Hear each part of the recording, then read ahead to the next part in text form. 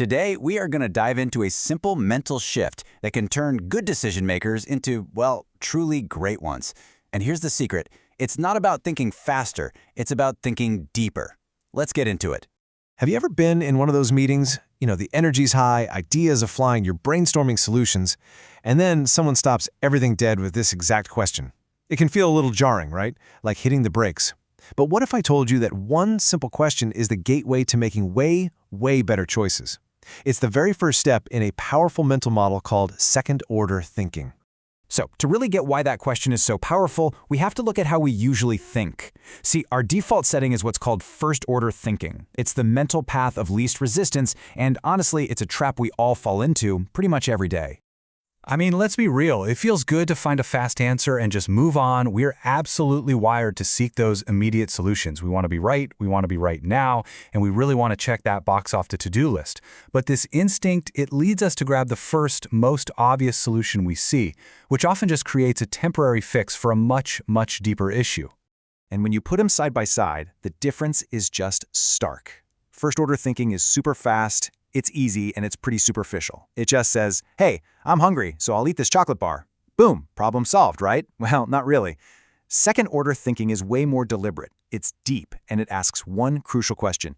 And then what? Okay, so what happens if I eat a chocolate bar every single time I'm hungry? That one tiny question changes the entire decision, doesn't it? And look, don't just take my word for it. As the legendary investor Ray Dalio points out, jumping at the first option without thinking through the consequences is basically a recipe for disaster. It's exactly how we end up with these quick fixes that actually cause bigger, nastier problems down the line. So, how do we break this cycle? How do we find that better way? Well, the first step to thinking smarter isn't actually about looking forward. And this is kind of surprising. It's about looking back.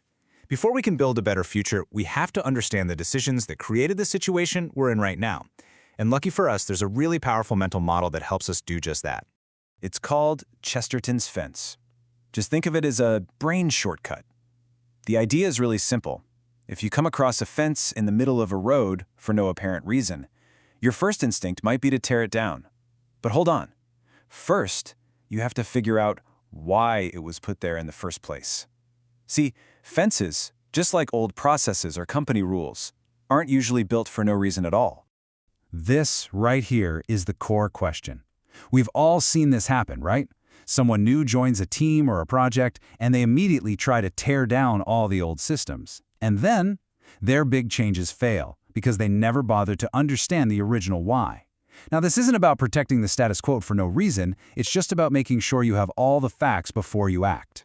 So before you propose a change, just get curious. Ask a few questions, like, has anyone tried this idea before? What was the original reason for the thing we do now? Were there constraints back then that maybe I'm not seeing? And a big one, who is actually going to be impacted by this change? When you understand the history, your new solution has a much stronger foundation to build on.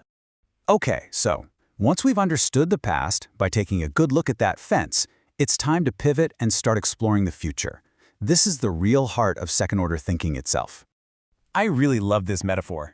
Every single choice we make, whether it's big or small, has an impact. It's just like tossing a stone into a calm pond. You get that immediate effect, right? The splash. And that splash, that's the first-order consequence. But here's the thing. The splash is never the whole story. The real impact is in the ripples that spread out, interacting with each other in all these complex ways. Those ripples, those are the second, third, and even fourth-order consequences. First-order thinking only sees the splash. Second-order thinking sees the ripples. And it all comes back to this one simple but unbelievably powerful question. After every potential first consequence you can think of, you have to ask yourself, and then what? This simple habit forces you to trace that chain of effects way beyond what's just immediate and obvious.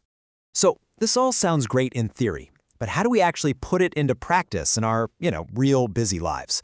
Okay, let's break down a simple, actionable toolkit you can start using today. Here's a 4-step process. First, just make a habit of asking, and then what, over and over again. Second, you got to stretch your thinking beyond just this week. Think about months or even years from now. Third, consider how the wider world is going to react. Your competitors, your colleagues, your customers. And finally, and this might be the most important part, actually write it all down. Getting the consequences out of your head and onto a piece of paper makes them real and so much easier to analyze. And thinking across time can be as simple as using this 10-10-10 model. Ask yourself, what will the impact of this decision be in 10 minutes? Okay, got it. Now, what about in 10 months? And what about 10 years from now? This super simple exercise forces you to escape the trap of the immediate and really consider the long game. Now, look, this is definitely more work than just jumping to a quick solution. So what's the payoff? Why should you and your team invest all this energy into thinking this way? The benefits they're huge. I mean, of course, your strategies are just way more likely to succeed, but it goes so much deeper than that.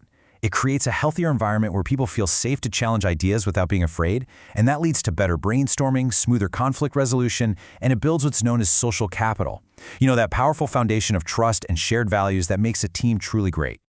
Ultimately, this is all about elevating your impact. It's about being the person in the room who doesn't just solve today's problem, but actually anticipates and prevents tomorrow's. It's about being the truly smart person in the room.